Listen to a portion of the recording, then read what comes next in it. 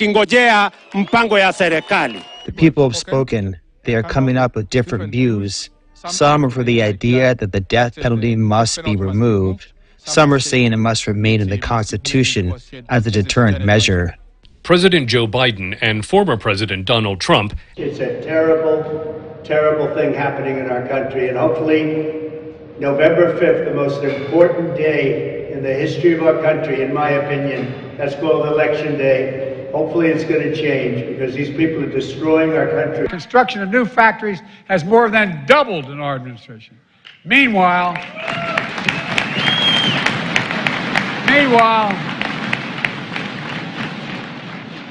Donald Trump still thinks windmills cause cancer.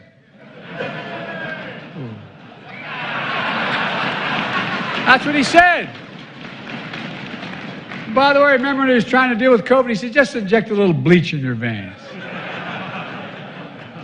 He missed it, all went to his hair. Donald Trump was the president who took away the protections of Roe. Joe Biden will be the president who puts the protections of Roe back in place. Tension in Rafah after Israel signaled its intention.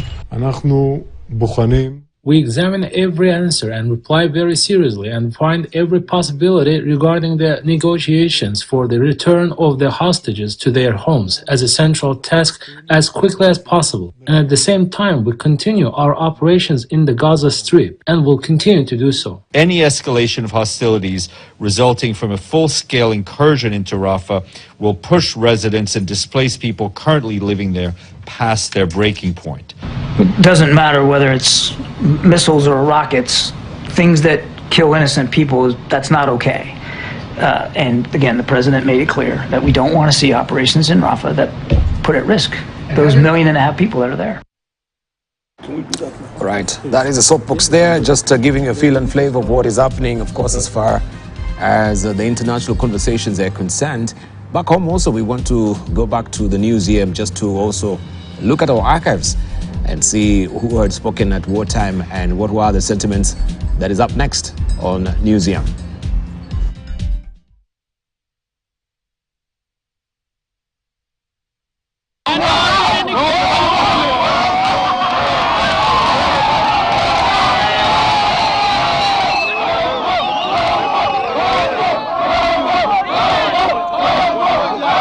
Mnajua Masinde Muliro aliweka Jaramogi, Matiba, Bamaharis, Ndenge pamoja wakawa na Ford kwa sababu alikuwa anataka kufanya kazi na Wakenya wengine. Mnajua Wamala kijana alitembea na Kibaki na Ngilu na wengine kwa sababu alikuwa anataka kufanya kazi na Wakenya wengine. Malawa Malwaka Hakira, for the first time tukafika karibu kwa mlango ama namna gani?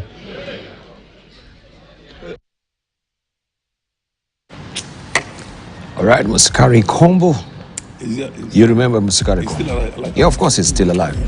We were together in Parliament. We made a debut into Parliament at the same time.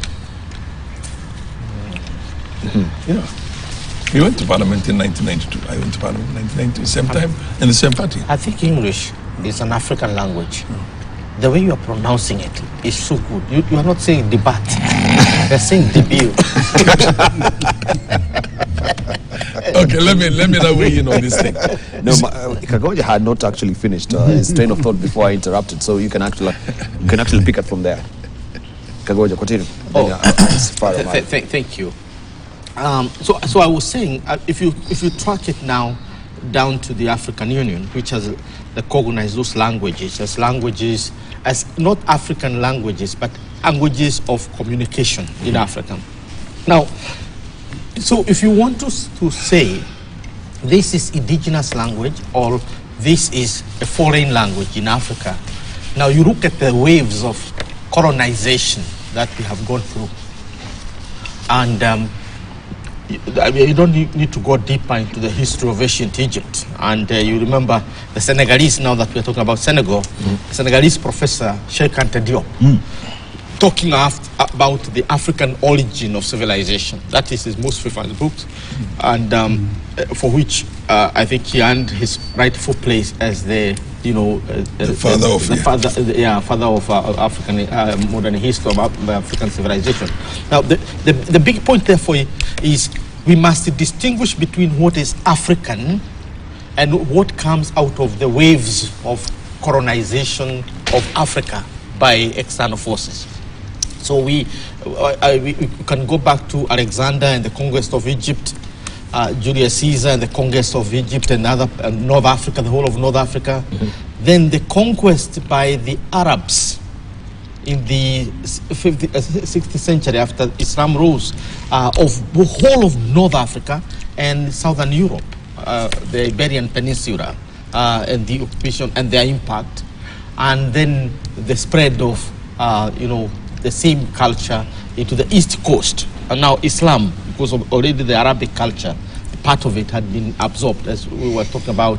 If you use language as the lens through which you view the intermixing of culture. So in short, I wouldn't say that a Semitic language is an African language, but I would say because of our history, the uniqueness of our history, then it has become part of the languages that we speak. When I go to Egypt, most of my colleagues there say that I'm speaking Arabic. They detect it. Because when I talk 20, I say Shirin. And that's Arabic. When I say 40, I say Arbain. And that's Arabic. So there are so many words in Swahili that have become part and parcel of our culture, languages. But I think there's a parting shot. I would say this. I like my historian, my professor of history, Henry Mwanzi. Henry Mwanzi's work, I wish he really became prolific and spread that idea that we are who we are because of evolution. We have evolved. And we have evolved because we have absorbed those around us. So that if you are looking for a pure person, African, like you say I'm a pure Somali, it's impossible. Because when you track down, you'll find they have been intermixed with the neighbors, they have intermixed with other people who came around, and so on and so forth. So Kenya itself reminds me of President Thabo Mbeki's poem. So when he was asked, who is a South African? He went to Parliament to read a poem, I am an African. And that way, even the Chinese who went to South Africa as indentured labor, they are now classified as native Africans because they came there. So Africa is in that sense, but for the purpose of clarity, Arabic is a Semitic language, largely spoken in the Arabian Peninsula, and which over time, because of the spread of the Islamic conquest of North Africa, it is also spoken there. Alongside the native language, the Berber. Berber language is the native language of North Africa, but at the same time, they speak Arabic. I think that's the simple answer. All right. Three things. One is that the continent is the cradle of mankind. I mean, there's no question about that. Africa is the cradle. Africa is where Adam came from. I know where he came from. Just a moment. Some people say it's Mount Kenya. Yeah. I can take you there. I'll take you there. Adam came from, and Adam was not white. Adam was brown. Adam was basically chocolate, fair, but not white. The other thing I want to tell you is that are we Africans because you have to distinguish between being black and being African, and the degree of blackness itself. You know what I mean? I mean, Luo is black, South Sudan is black, Kikuyu, Taita is also black. You know what I mean? No, the others are blue. Don't get there. They are navy blue. Don't get there. Some are navy blue. I am dark chocolate. These are she's different shades of black. Professor Macharia is like chocolate. It's chocolate with caramel. It's a caramel chocolate. Yeah, it's a caramel chocolate. Wants to make a distinction between Professor Macharia and Raila Odinga, you know. I mean, the continent of Africa. Let me tell you, the continent of Africa. Black Africa, I mean, whatever you want to say it. What I know myself is that the first hijrah was to Africa.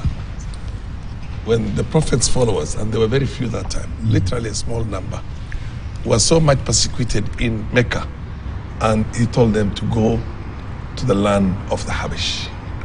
The Habash means the brown people.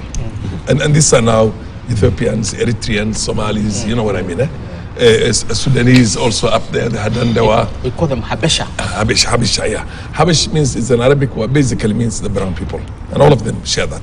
People want to say Abyssinia and try and all books use that to confine that to the Semitic Ethiopians, but no. Habash basically means those brown people there. It goes all the way from Sudan and down to the people of Kush. Yes, the people of Kush also are the Somalis, basically, the Cushitic Hamitics. Now, there is a mosque in Zeila. The first people to wholesalely, without any war, without anything, accept Islam, the moment that migration came through, were the Somalis. Because they were Christians. And if you tell a Somali that you are a Christian before you become a Muslim, he's going to frown at you, you know. The Somalis were actually Christians. And in the revelations of the books they had, they were expecting this final messenger. That's why in Zeila, there's a mosque which is called the Mosque of the Two Qiblas, Masjid al-Qiblatayn. The first Qibla was facing Jerusalem. And you know, Jerusalem was the Qibla, I think, for, I can't remember, but slightly over 10 years, or maybe even less. After the Futuh al-Makkah, when Mecca was, now they were told to change into that direction. That mosque up to now has two Qiblas, one facing Jerusalem, another one facing Mecca. And as far back as the 5th century of the Hijrah, which corresponds to the 11th century or the 10th century in the AD, the place of Islamic jurisprudence and Islamic knowledge, the center of Islamic knowledge in the world, was Mogadishu. And there's a guy who was called, among many others, called Saeed of Mogadishu. When you look at all those spots, the Opon and everything else who used to do business with the early Greeks and the early Romans and the early Egyptians, those are all in the Horn of Africa like that.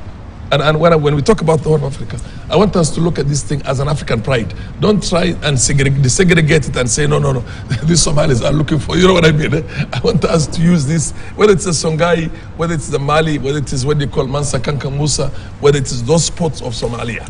That basically now are in Somalia, but they were called the land of the Punt, and I'm sure all historians know a lot about that.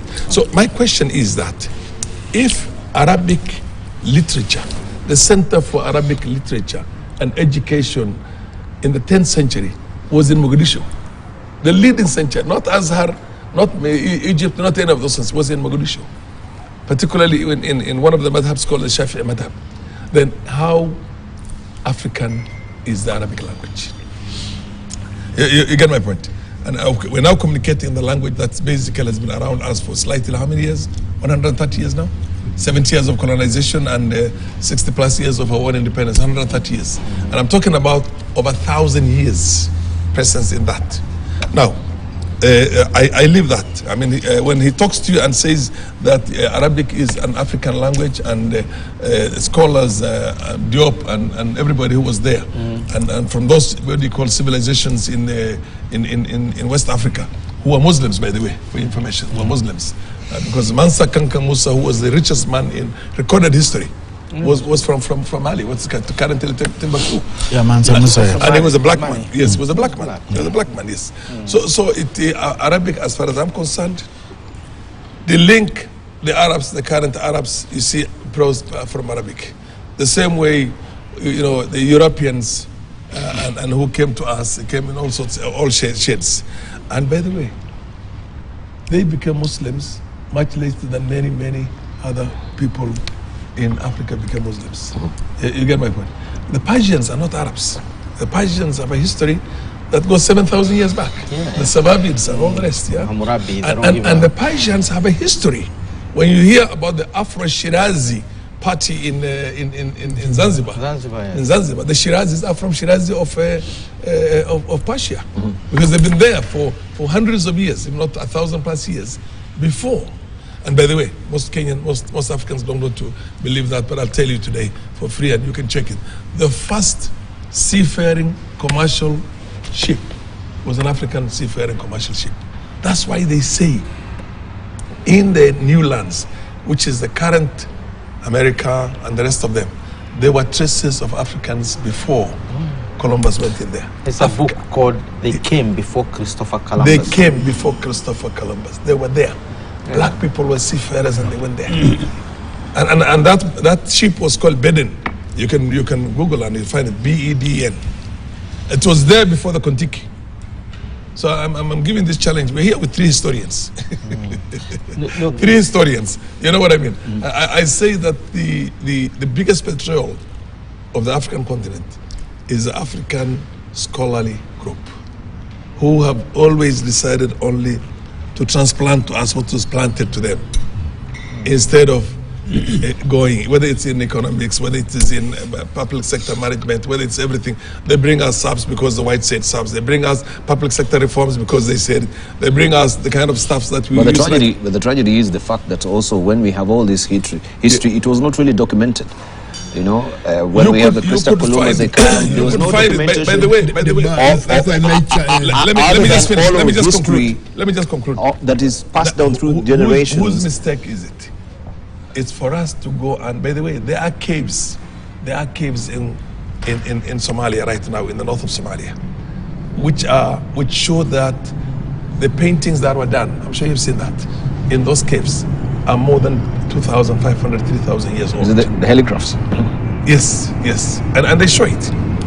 And by the way, let me tell you something else. Why was the north, that side, called the land of frankincense and spices? They've never grown spices. Have you ever asked yourself that question? Where did they grow spices, Somalis? But frankincense, yes, understandable from the north of Somalia, that side, the Puntland, current Puntland. Do you know why they say the frankincense? The spices? The spices were grown by the Chinese, by the Indians, and by the Indonesians. But Africans were so powerful seafarers that they were pirates. You get my point? And they forced all those countries, the traders of those countries, to bring the spices to their ports first, so that the rest of the world can come and buy from them. So we have such a powerful, rich history that one needs to, particularly the 3 men I'm sharing here today, the platform with, need to go and do the serious research and do a good job, yes. Let's say from Oshari as well.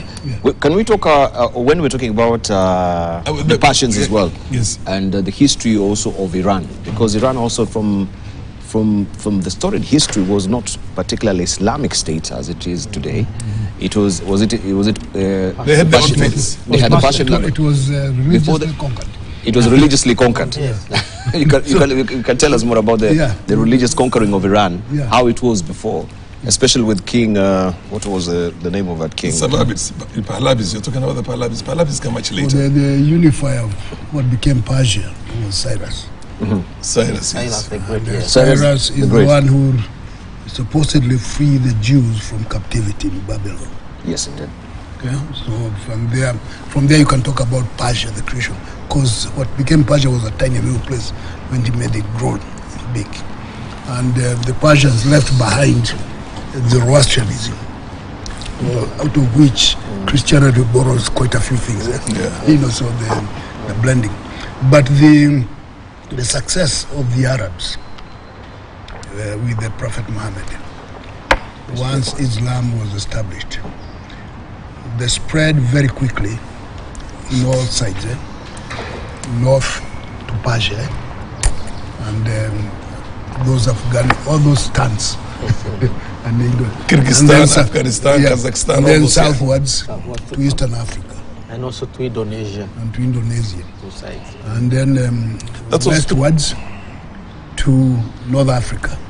And Iberian Peninsula. The Iberian Peninsula. Very big success. Now, it did two things. One, it Islamized some places, and it did not convert them in terms of nationality. So Persia was one of those places that was Islamized, but not Arabized. North Africa was both Islamized and Arabized, such that you have a lot of people in North Africa saying they are Arabs, although you still have Berbers who get very angry. The Berbers were Islamized but refused to be Arabized. So those two, and I mean the North Africa was not an Arab territory before, but the success of the Arabization is the one that we see nowadays, that people in North Africa claim to be Arabs. Same thing Sudan here.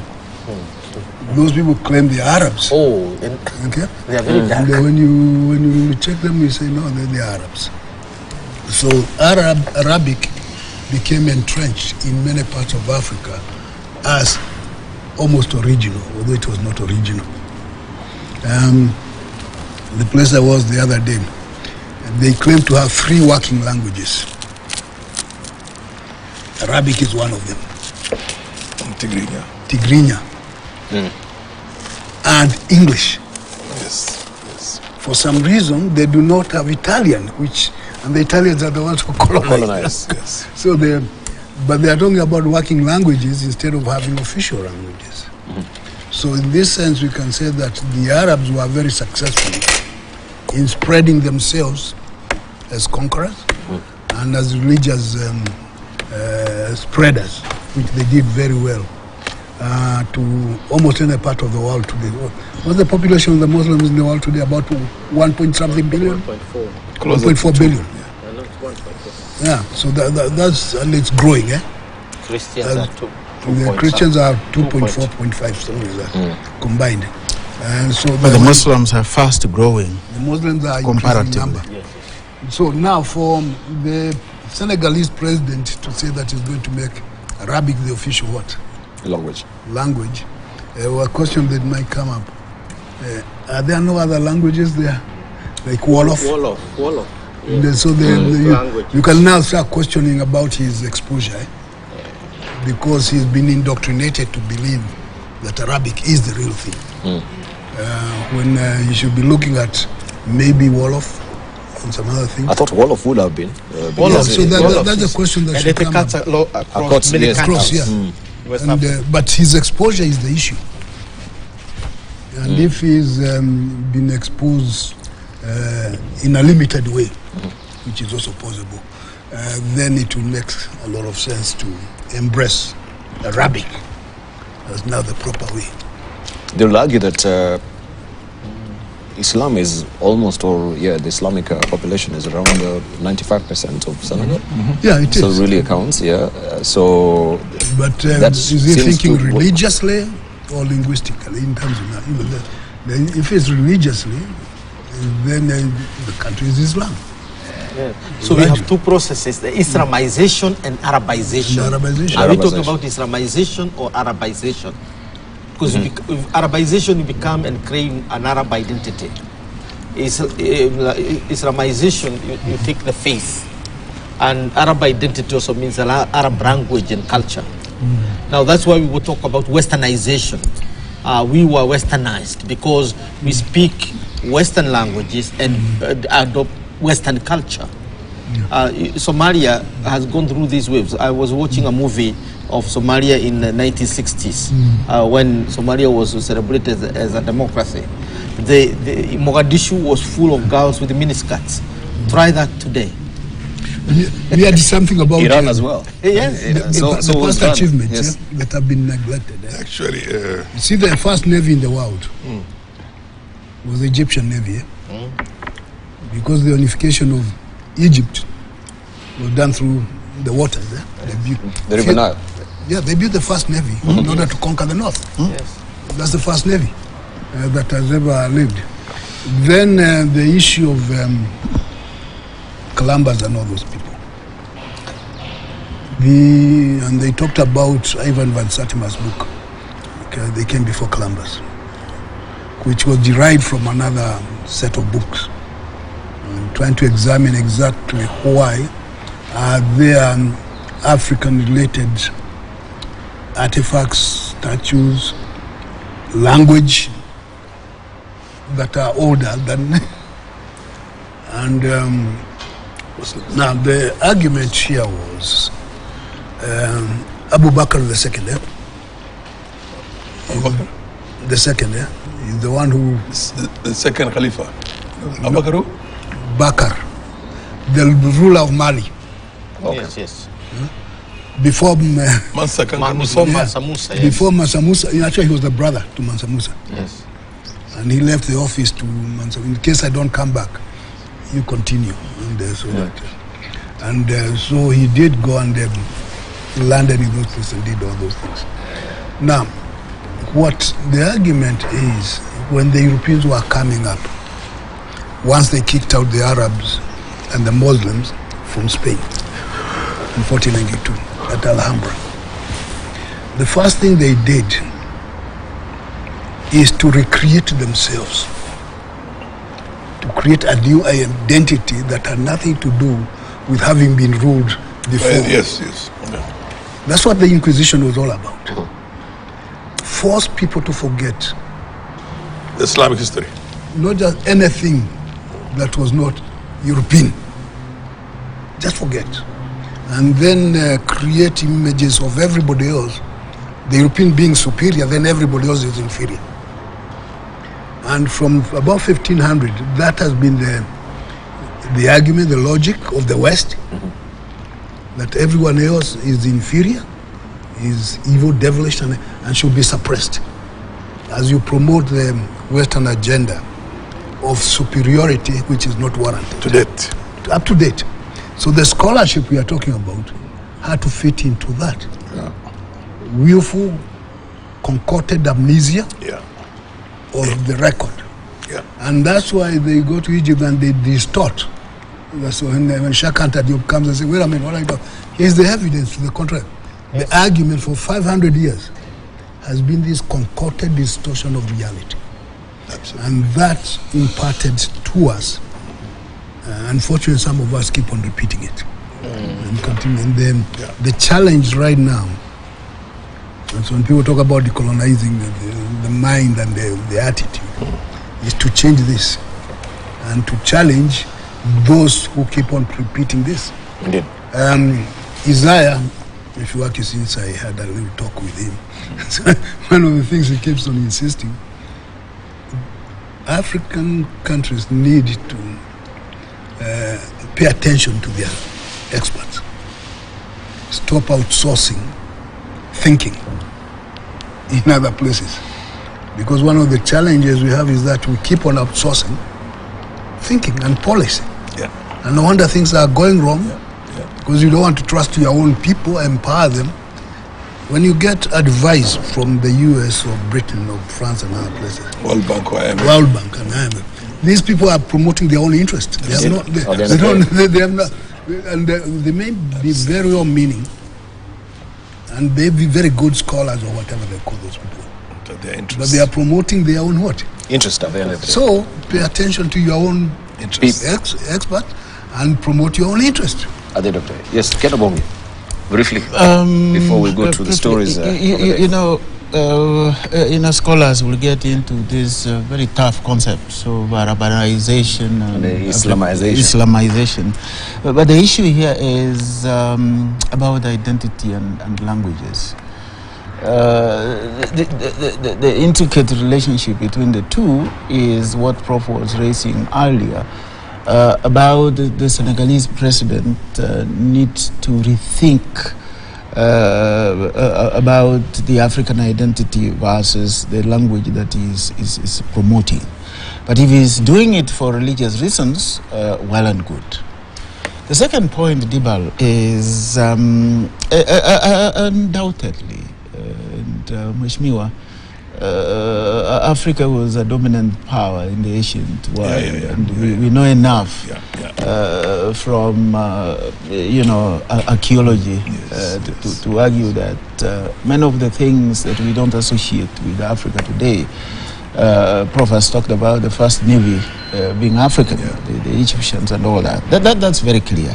But what is clear also is that compared to many other continents, Africa is one continent that has been fought over for centuries.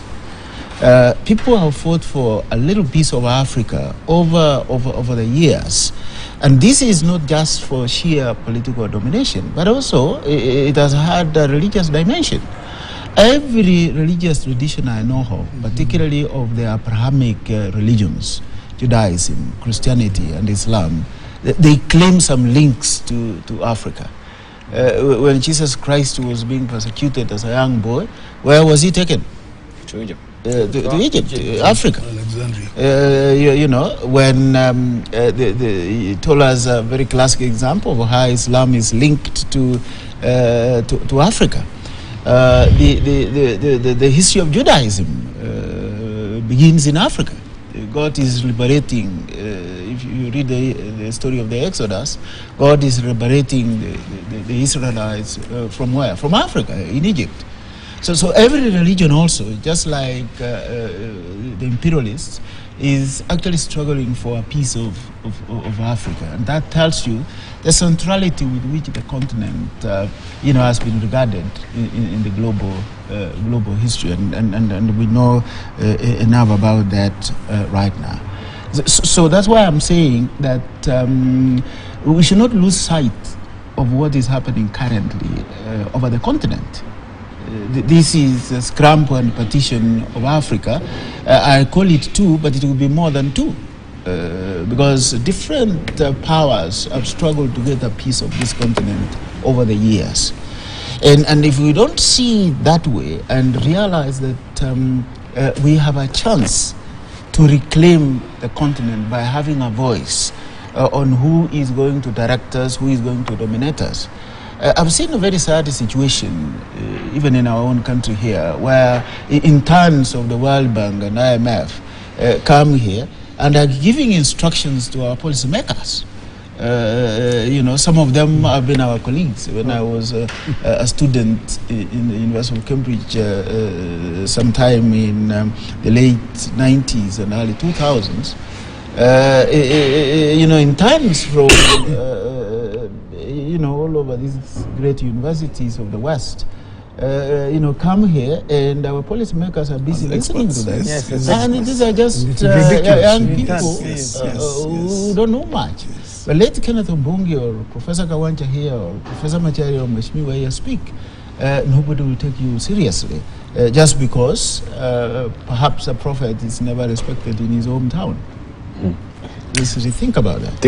I want to just, Peter Kagwanja, also maybe as we're talking about national interest, the upcoming address of the president at the Congress, this is going down to be in the annals of history, being the second African president now to have actually spoken before. Mandela. Sorry? Who was the first time Mandela? Ellen Mandela Johnson. was a terrorist. He couldn't have spoken to Congress. He was a good terrorist. Yeah, he was a good terrorist. No, is there a good terrorist? Yes, is there a good terrorism? But I want us just to talk about, even though we're talking about the national interest, because there has been also a flash of interest of American firms here. We were looking at the Nairobi Security Exchange just recently. Amongst so many other African countries, BlackRock have chosen also to invest. BlackRock? Yeah, BlackRock in the country. You're talking about neocolonialism and also the interest of renewable energy, because we as Kenya, we endowed with renewable energy resources in the country. And in the fig leaf of investments that maybe the West also is posturing here in the country, who are the negotiators who are putting us on this sort of negotiating table for us? Because we've seen at the end of the day how these negotiations, contractual agreements, how sometimes they're very skewed in favor of the country which is investing in our region. And so there's a quest for carbon tradings. There has been debate of how our sources or maybe our forestry cover and the canopy also is being used for trading unbeknownst to many Kenyans. You have a stake. I have a stake. Everyone has a stake in these resources as well. We need to know when these investments are coming into the country, what does it portend? Who should be on the negotiating table? Do we know the faces of who are negotiating on our behalf as well, so that we're not taken advantage of? But let's just begin from that particular Congress itself. Let me start by basically saying that President William Ruto has positioned himself very well as an African president. Certain pronouncements he has made. So if you wish, he is the man, after the mantle of Pan-Africanism. In other words, what is authentically African. He is after the mantle. Whether he gets it or not is another matter, but he is after the mantle. Thabo Mbeki did the same. I served in his system as one of the advisors and researchers while in South Africa, and you could see a person who is very keenly interested in turning that, and that's how the new Partnership for Africa's Development came up. So the rise of Ruto has a broader context within the African African geopolitics in the 21st century. Leaders positioning themselves as the best brokers of African interest with the West and with the East. That has always been there.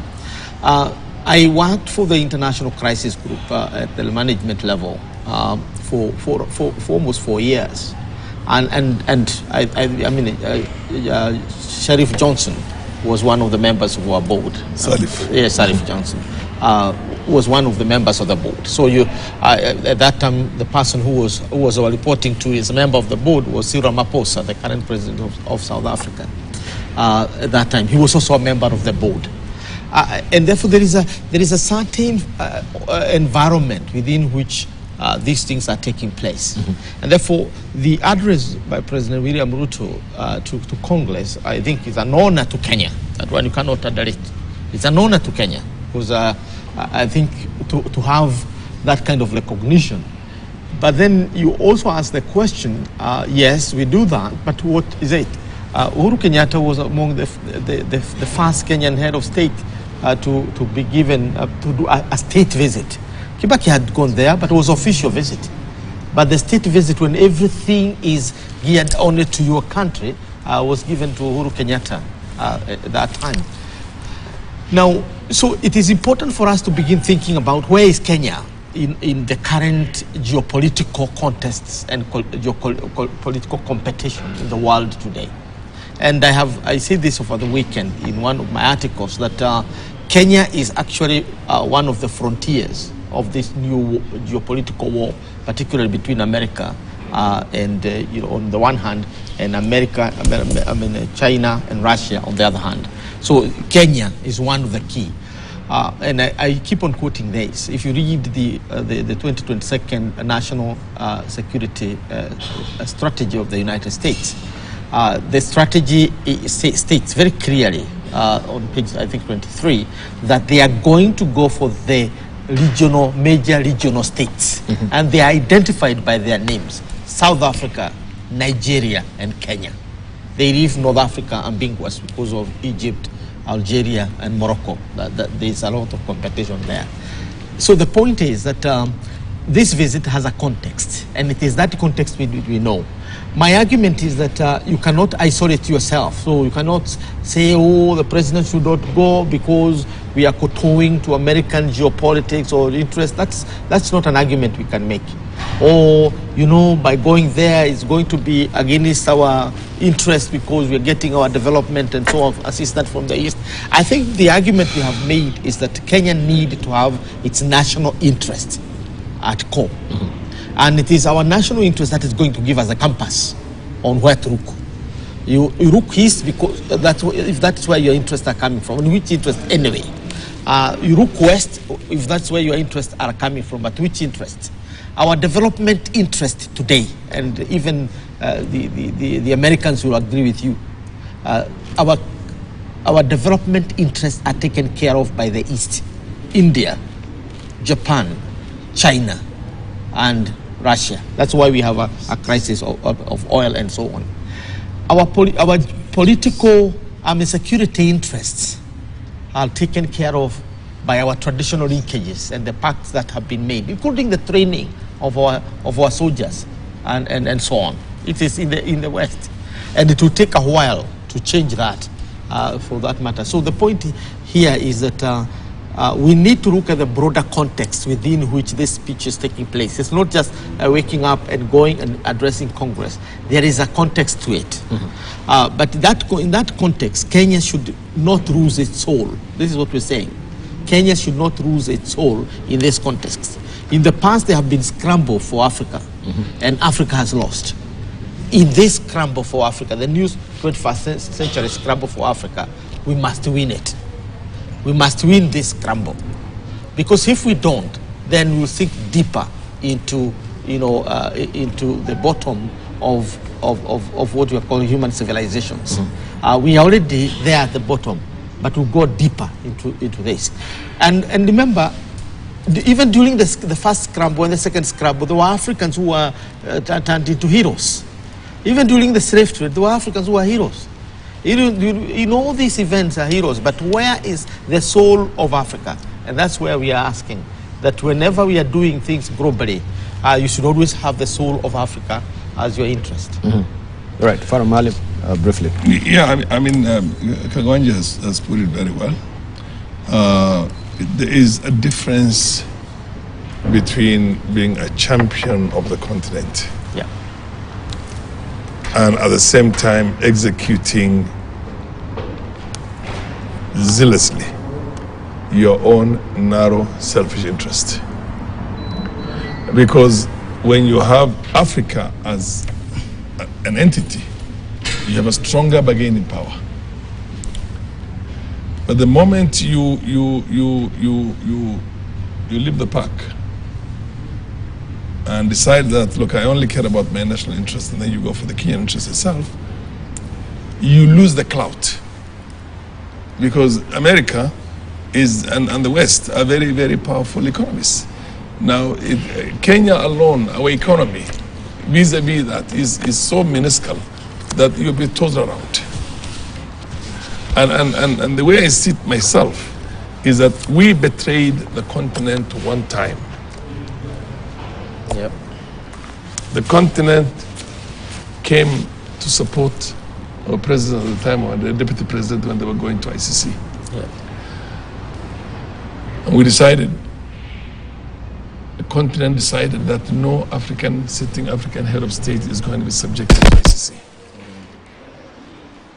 Uhuru decided to betray that, but tried to come up with some kind of a cheap excuse of saying, I'm going to hand over power to my deputy for 48 hours while I go and attend this thing. And continent has never taken kindly to that over this period of time. I want Uhuru Ruto to maintain the path, the very powerful Pan-African path that he has championed himself right now vis-a-vis all the multilateral donor, World Bank, IMF, bilateral donor, all these things, including the punitive, exploitative interest rates that we pay ourselves for these loans, and what the rest of the Western world pays for it. So in my opinion, I think if we drop the ball now, and become kind of a house slave. You know what I mean? There's a plantation slave and the house slave. Because we're seeking something, we will run into a problem against the continent, and we have a history. They call it the house nigger. Yes, the house nigger. Farm nigger. Yes, versus the farm nigger. And we have a history. We have a history. We did not support. Kenyatta came out of jail, detention, or rather jail, became the prime minister of this country and the president of this country, and went to bed straight away with the colonialists. Yep. We never supported the decolonization. What were the founding principles of the OAU, Organization of African Unity? There were three. One, the decolonization of the countries that were still and self-determination of what was they are called Rhodesia and all those things and all the countries. Secondly, the dignity of the African, the dignity of the black man. who was basically seen as some kind of a trash by the racist whites for the longest. Slavery, colonization. And thirdly, the economic emancipation of the black man. So much so that Kenyatta, with all his imperfections, one time there were 2 Kenyans who were turned away. We didn't need to have a visa to go to UK. And the same thing also, reciprocity was there. We were turned away from Heathrow Airport. And he gave instructions to Mutua. I don't know if somebody remembers Mutua, who was the principal immigration officer. Told him, I don't care. Look for 2 high-profile British citizens, send them back. Today, if I'm denied a visa as a member of parliament, as a former speaker, which has happened, by the way, which has happened many times. The Americans denied me a visa, the Canadians denied me a visa, all of them denied. And our government is tight. And a thug, Eric Prince, who advocates for the recolonization of Africa, can walk through our, airport here and get, his visa on the counter without having to have any background search. Somebody who believes that you are so much of a subhuman that we have to go back and colonize you again. But here they can deny it to a sitting, what they call minister, you know what I mean? Or they can deny it to a member of parliament, they can deny it to the highest high. And it's like we accept that reduced, subhuman, racist kind of attitude. That's not how we got our independence. The idea of getting independence is to look eyeball to eyeball and tell him, yesterday you thought I was an inferior human being. I'm your equal today. You don't like it? Take a walk. You get my point? And in any case, what would you go to do in the US and UK and Canada? That's what I keep telling people always. If anything, I've never gone for a private visit. I've never gone for anything else. The only time I go there is when there is a reason to go for a conference or a mission, basically by parliament and the rest of it. But the point I'm trying to tell you is, and here they come to bleed our country, seriously bleed our country.